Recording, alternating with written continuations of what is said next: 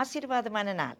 நான் இன்று உங்களோடு பகிர்ந்து கொள்ளப் போவது ஆதியாகமம் 8ஆம் அதிகாரம் 15ஆம் வசனம் தொடக்கம் 22ஆம் வசனம் வரை. இந்த இடத்துல நாங்கள் காண்கிறோம் ஒரு புதிய யுகம். அதாவது இதுவரை ஆதியாகம புத்தகத்திலே 3 யுகங்கள். தேவன் படைத்தார், இந்த உலகத்தை அழகாக மனுஷனை உருவாக்கினார். பின்பு ஒரு பரம்பரையை தெரிந்து கொண்டார் ஆதாமினூடாக. அந்த பரம்பரை பாவத்திலே விழுந்தது. அது இன்னும் ஒரு யுகம். இப்பொழுது தேவன் ஒரு மனுஷனை தெரிந்து, நோவா என்கிற மனுஷனை தெரிந்து, அவருடைய அநாதி திட்டத்தை இந்த மனுஷனின் மூலமாக நிறைவாக்கும் யுகம். அதாவது நோவா தேவன் சொன்னபடி பேழையை உருவாக்கினார். இப்பொழுது பேழைக்குள்ளிருந்து இப்பொழுது அந்த எல்லா வெள்ளப்பெருக்கும் நீங்கிட்டது.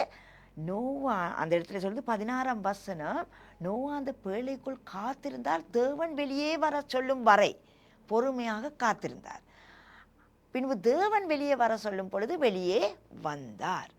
நாங்கள் காண்கிறோம் எங்களுடைய வாழ்க்கையிலும் தேவனுடைய அநாதி திட்டங்கள் எங்களுடைய வாழ்க்கையிலே நிறைவேற நாங்கள் பொறுமையாக காத்திருக்க வேண்டும். நோவாவுடைய வாழ்க்கையில் எங்களுக்கு பலவிதமான அருமையான காரியங்களை படித்து கொள்ளலாம்.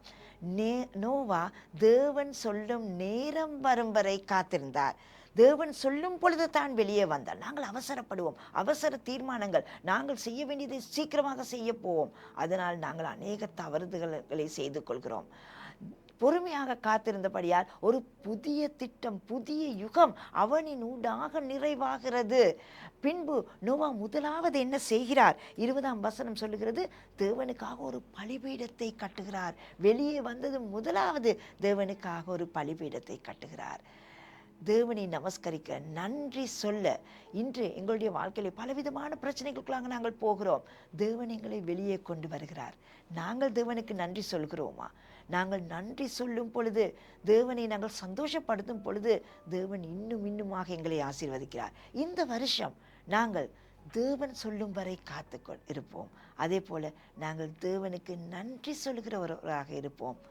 தேவன் தாமே எங்களை ஆசீர்வதிப்பார் ஒவ்வொருவரையும். நன்றி.